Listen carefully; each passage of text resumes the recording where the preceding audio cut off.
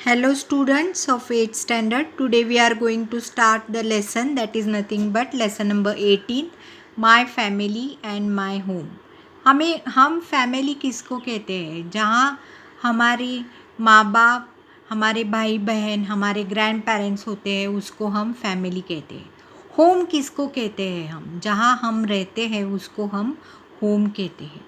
Write about your family including the number of people in your family and the occupation of your parents. हमें क्या करना चाहिए? देखो हमारे फैमिली में कितने मेंबर्स हैं ये हमें लिखना है और हर एक का काम हमें लिखना है. Family consist of mother, father and their childrens. Family किससे होती है बच्चों?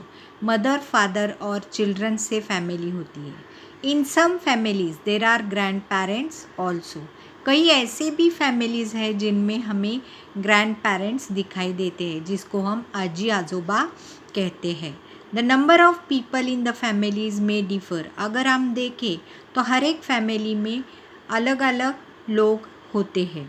We are born in our family. हम अपने फैमिली में जन्म लेते हैं. हम अपने फैमिली में पले बड़े होते हैं. We are brought up in our by our parents. They take care of us. वो हमारी केयर करते हैं. हम हमारे फैमिली में बहुत ही सिक्योर होते हैं क्योंकि वो हमें खाना, कपड़ा लत्ता सब देते हैं. Other members of our family also take care of us. हमारे फैमिली में हमारे आंटी अंकल हो या कोई अदर मेंबर्स हो तो वो भी हमारी केयर करते हैं. There is an affection among family members. हमारे फैमिली मेंबर्स में आपस में प्रेम या लगाव लगा रहता है. We like to be part of a family because of love and caring that we get. हम अपने फैमिली का मेंबर क्यों बनना चाहते हैं? क्योंकि वो हमें प्यार से रखते हैं. इसीलिए family members help one another in times of the difficulties. Family members जो होते हैं वो हमें अपने कोई भी कठिन समय में वो हमें मदद करते हैं. They try to see that no one suffers from any illness. वो क्या करते हैं? कोई भी बीमारी से किसी को भी कोई बीमारी ना हो इसका ख्याल वो रखते हैं. But if we fall ill our parents take care of us. लेकिन अगर हम कब बीमार पड़ते हैं तब हमारे पेरेंट्स क्या करते हैं? हमारी केयर लेते हैं. उसके बाद देखिए some families consist only of parents and one or two you can say childrens. ऐसे कई फैमिलीज़ होते हैं जिसमें एक या दो ही चिल्ड्रंस होते हैं. ऐसे फैमिलीज़ को हम स्मॉल फैमिलीज़ कह सकते हैं. Some families consist of grandparents, aunts, uncle, brothers, sisters and cousins. Such families are called big families. हमारे यहाँ बिग फैमिलीज़ भी होती है जिसमें grand parents, aunt, uncle, brother, sisters और कज़िन्स भी रहते हैं. एक्सटेंडेड फैमिली हम किसे कहते हैं? जो फैमिली लिंक्ड हो with many relatives. Our family is linked with many relatives. यानी हमारी फैमिली जिनके बहुत रिश्तेदार हैं जैसे कि aunt uncles from mother's and father's side. their childrens all are related to our family. Such a family is called as an extended family. Our family gets extend because of our relatives. हमारी family बड़ी हो जाती है क्योंकि हमारे बहुत से relatives होते हैं. आगे देखिए members of N extended family may not live in a one house. Extended family के जो मेंबर्स होते हैं वो एक ही घर में नहीं रह सकते. But there is love and affection between them. लेकिन उनके बीच में प्रेम या लगाव लगा ही रहता है. They meet each other in several occasions. कई ऐसे अवसर होते हैं जब वो एक दूसरे को मिलते हैं. Who are the members of the extended family. हमारे अंकल आंटी या हमारे फादर मदर के जो रिलेटिव्स है इसको हम एक्सटेंडेड फैमिली कहते हैं. How are you related to them? We are related as the childrens for them. On what occasion do the members of extended family meet? They meet on the festivals, or you can say in the marriage ceremonies or any other ceremonies. देखिए उसके बाद a family tree.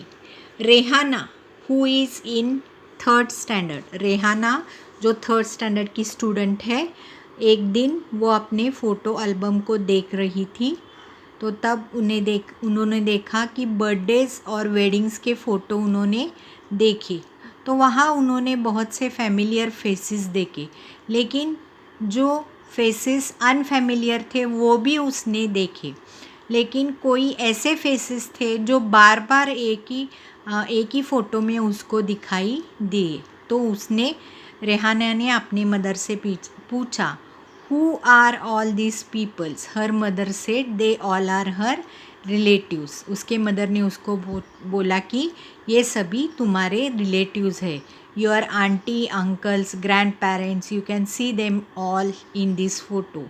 आप अपने aunty, uncle, grand parents सभी को इस photo में देख सकते हो। Rehana asked her mother to explain it to her in detail. Rehana ने बोला अपने मदर से कि मुझे ये एक्सप्लेन करो डिटेल में।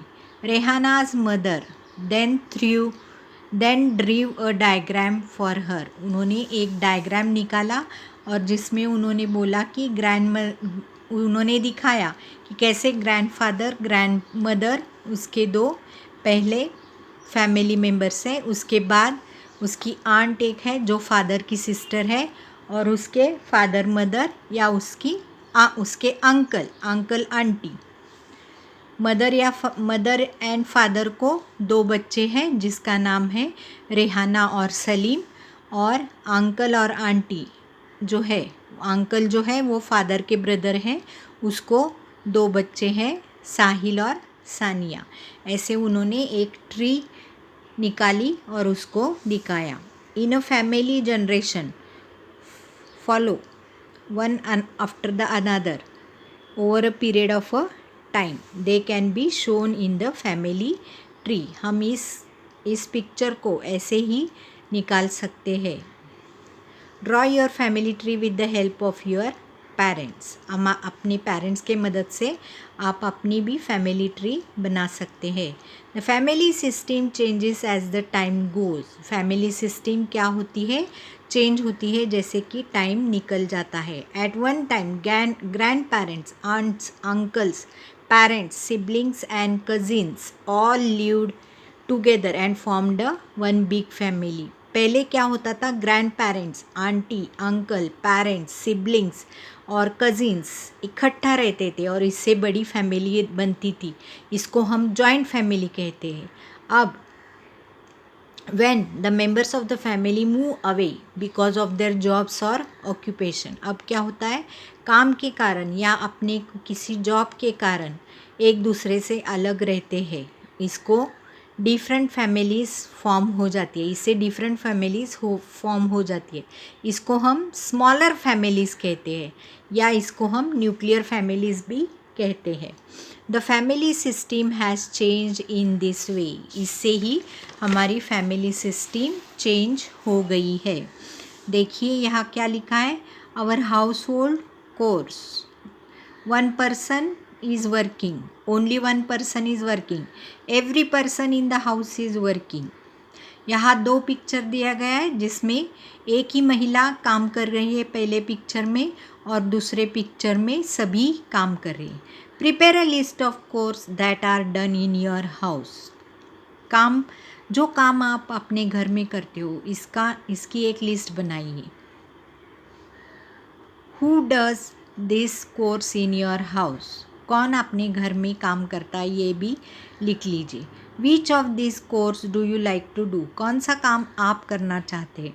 Do you do each others chores? आप क्या हर एक का काम कर सकते हैं? एक दूसरे का काम कर सकते हैं क्या? Storing water, cooking and cleaning are the chores that we need to be done in a family every day. देखिए, स्टोरिंग वाटर या कुकिंग और क्लीनिंग ये काम हम अपने घर में हमेशा करते रहते हैं। Functions and festivals are often celebrated in the house. अगर आप देखें तो फंक्शंस और फेस्टिवल्स जो है वो हमारे हाउस में हमेशा सेलिब्रेट किए जाते हैं। हमें गेस्ट को वेलकम करना पड़ता है। The elderly person in the family needs special attention. जो बड़े व्यक्ति है हमारे घर में उनकी स्पेशल अटेंशन हमें लेनी चाहिए, उनका केयर करना चाहिए, उनकी हेल्थ की हमें केयर करनी पड़ती है। There are many house hold chores which must be shared by everyone. ऐसे बहुत से घर के काम हैं जो हम एक दूसरे में शेयर कर सकते हैं। If everyone in the family shares the work no one has to bear the burden alone. अगर हम एक दूसरे में काम शेयर करें तो एक पर ही बर्डन नहीं होता। Each chore is important and family members do this chore with love and affection. We should be grateful for that. Family में हर एक को काम बांट लेना चाहिए और वो काम करना चाहिए। Keeping the house clean and beautiful. Make a list of all things that need to be done to keep the house clean and tidy. यहाँ 2 पिक्चर्स दिए गए हैं। एक पिक्चर में साफ़ सुथरी घर दिया गया है और एक दूसरे पिक्चर में घर में बिखरे हुए चीज़ें हैं। जो डिफरेंसेस दोनों घर में है, जहाँ अच्छी तरह सब चीज़ें अपने ठिकाने पर रखी है वो घर साफ़ सुथरा दिखता है, और जहाँ दूसरे पिक्चर में कोई भी एटम्स या कोई भी ऑब्जेक्ट्स या कोई भी वस्तु इधर उधर बिखरी है वो घर अच्छा नहीं दिखता।